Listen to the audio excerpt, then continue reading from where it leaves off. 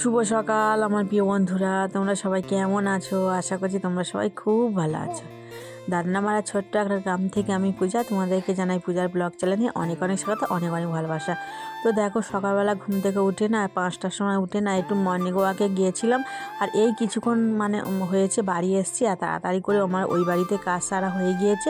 এখন এই বাড়ির কাজ সারবো। তো রাজস্বনা দেখলাম ঘুম থেকে উঠে গিয়েছে, আর আমি দেখো জানালার পর্দাটা খুলে দিলাম। আর আমাদের পুকুরে দেখতে পাচ্ছি কত কলমি শাক হয়েছে জানো তো। শুধু ঠান্ডার জন্য না পুকুরে নামতেই পারি না। আর এখানে দেখো রাজেশ সোনা নিজে নিজে আজকের ঘুম থেকে উঠেছে, আরও উঠে গিয়েছে। ওরা আমার ঘরের বিছানাটাও তোলা হয়ে গেল। তো দেখতে পাচ্ছ ও দাঁড়িয়ে দাঁড়িয়ে সকালে রাস্তায় লোকজন যাচ্ছে না, ও দেখছে। আর রাজস্বীর বাবা এদিকে দেখতে পাচ্ছ সয়াবিন ছিল না, সেই সয়াবিনে নিচে কৌটোর মধ্যে নিচে গুঁড়ো হয়ে গিয়েছিল, সেইগুলো ভালো করে একটা চুবড়ি করে না চেলে নিল। তো এখানে দেখো ঠাকুরকেও একটু সেবা দেবো না, সকালবেলা তোমাদের দাদাভাই না ঠাকুরকে একটু সেবাটা করে দেয়, কারণ দোকানে তো দিতে হয়। এই দেখো সব ঠাকুরের থালা গ্লাসগুলো ধোয়া হয়ে গিয়েছে, এবার দেখো ঠাকুরকে খেতে দিয়ে দেবে। আর আমি দেখো এখানে দেখো আমি ব্রাশ করছি, রাজস্বীও ব্রাশ করছে আজকের। আর এখানে দেখো আমি চায়ের জল বসিয়েছি, এলাচ দিয়েছি, লবঙ্গ আর আদা দিয়েছি জানো তো। তো আজকের চাটা আদা লবঙ্গ এলাচ দিয়ে বানাবো। আর এখানে দেখো কাঁচ ভাঙা লোহা ভাঙা যাচ্ছে, কাঁচ ভাঙা লোহা ভাঙা এসব প্রত্যেক গ্রামে গ্রামে আসে। আর জানো তো অনেক রকমের হাঁড়ি জিনিসপত্র ছিল জানো তো, ওগুলো ওসব জিনিসপত্রের বিনিময়ে দেয়া যাবে। তো আমার ভীষণ একটা হাঁড়ি পছন্দ হয়েছিল, কিন্তু সকালবেলা তো কাজের সময় আর দাঁড় করালাম না। এখানে দেখো আমার মামের ব্রাশটাও কমপ্লিট হয়ে গেল। আর চাটা দেখো কত সুন্দর কালার এসছে। আমার এইরকম লাল লাল চা না ভালো লাগে খেতে জান। তো দেখো আমি আর রাজস্বী সোনা চাটা খাচ্ছি। রাজস্বীকে একটু টোস্ট দিয়ে চাটা খাইয়ে দেবো, টোস্ট বিস্কুটটা ভিজিয়ে খাইয়ে দেবো, চাটা আমি খেয়ে নেবো জানো তো। আজকে দুধ ছিল না বলে রাজস্বীকে দুধ দিতে পারলাম না।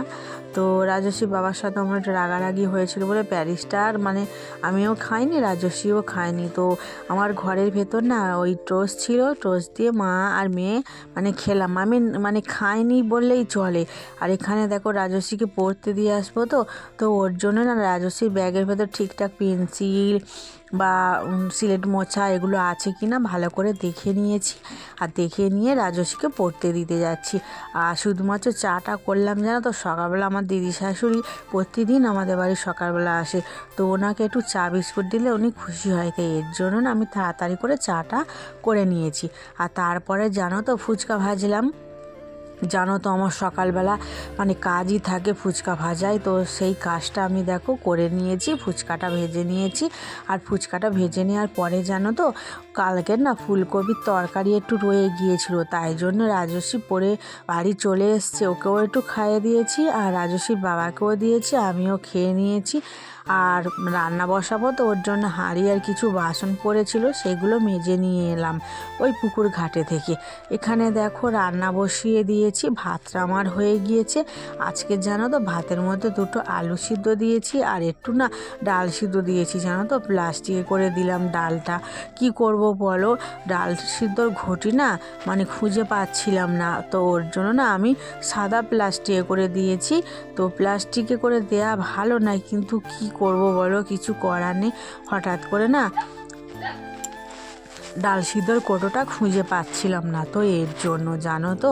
তো আবার যদি কোথাও যাই আমি একটা ডাল সিদ্ধর ঘটি না কিনে আনবো।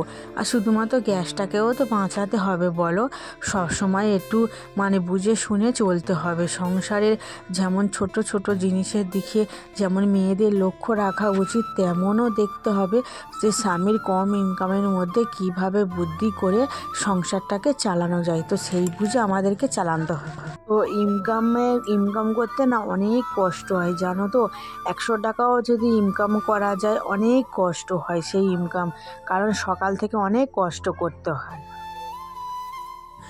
যে কষ্ট করে একমাত্র সেই বোঝে জানো তো। ওই জন্য একটু আমি গ্যাসটাকে বাঁচানোর জন্য একটু চেষ্টা করলাম। জানি প্লাস্টিকে করে ডাল সিদ্ধ করা উচিত না, তো বাধ্য হয়ে করেছি। তো কি করব আর বলো। আর তারপর দেখো ভাতটা আমার হয়ে গিয়েছে, ফ্যানটাও গড়ানো হয়ে গিয়েছে। এখন আমি মাছের ঝাল বসাচ্ছি। আমাদের বাড়ির সামনে যে পুকুরটা তোমরা অবশ্যই দেখেছো, যেখানে আমি বাসন মাজি, স্নান করি, জামা কাপড় কাচি, তো সেই পুকুরের মাছ এটা, জানো তো। তো আমি ওই পুকুরের মাছ না খাই না, আমার খুব একটা খেতে ভালো লাগে না, তো জানি না কেন সবাই খায়। তো আমার শ্বশুরমশাই মাছটা মানে না ধরেছিল, তো অন্যজনের পুকুর, কিন্তু ওখান থেকে মাছটা না কাট খাচ্ছিল, ওখান থেকে ধরেছে। তো আর কি করবে বলো, সামনে পড়েছে আর ওই জন্য মাছটাকে তুলে নিয়েছে, জ্যান্তই ছিল। তো মাছটা না উনিই কেটে দিয়েছে আর আমি পরিষ্কার করে ধুয়ে নিয়েছি, কারণ এই মাছের না ওই যে পাখা এগুলো না একদম মানে শক্ত হয়। তো দেখো মাছের ঝালটা বানিয়ে আমার শ্বশুরমশাইকে আগে দিয়ে এসেছি, তারপর আমি ফুচকার আলু সিদ্ধ করেছি, জল গরম করে আমি রাজস্বী স্নান করেছি। আর আমার আর রাজস্বীর খাওয়ার জন্য জানো তো আলু সিদ্ধ দিয়েছি, ডাল সিদ্ধ আর ডিম সিদ্ধ দিয়েছি। যেহেতু আমি মাছ খাবো না, কিন্তু রাজস্বী তো খাবে, তো রাজস্বীকে একটা মাছ দিয়েছি। ও সবসময় জানো তো এও মাছ খেতে চায় না, এই মাছটা তো ওকে দিয়েছি, জানি না ওকে আমি খাওয়াবো। তো তোমরা দেখো এই খাওয়াটা অসাধারণ খাওয়া, জানো তো। গরম গরম ভাত, ডাল সিদ্ধ, আলু সিদ্ধ, একদম জমে যাবে, জানো তো। আমার তো ভীষণ ভালো লাগে, তো তোমাদের কার কার ভালো লাগে অবশ্যই জানিও। তো অনেকটা সময় বের হয়ে গিয়েছে, এখন বাজে সন্ধে 6টা। তো আমি এখন না ঠাকুরকে সন্ধে দিয়ে দিচ্ছি, আর দোকানেও দিয়েছি, জানো তো। তো আমার ঘরে সন্ধেটা দিয়ে দিলাম। আর এখন দেখো ম্যাগি করছি, মানে এখন বাজে 8টা। তো রাজস্বী ঘুম পেয়েছে, রাজস্বীকে আমি ম্যাগিটা বানিয়ে দিচ্ছি, আর ঘরের ভেতর বিছানাটাও করে দেবো। আর রাজস্বী জানো তো ঘরের মধ্যে বসে আছে, আর ও বলছিল মা আমার ঘুম পাচ্ছে, খিদে পাচ্ছে, তো ওর জন্য বানাচ্ছি, জানো তো। তো তোমাদের কেমন লাগলো বন্ধুরা ভিডিওটা? যদি ভিডিওটা ভালো লাগে অবশ্যই লাইক কমেন্ট শেয়ার করে আমার পাশে থেকো, একটু ভালোবাসা দিও যাতে আমি একটু এগিয়ে যেতে পারি।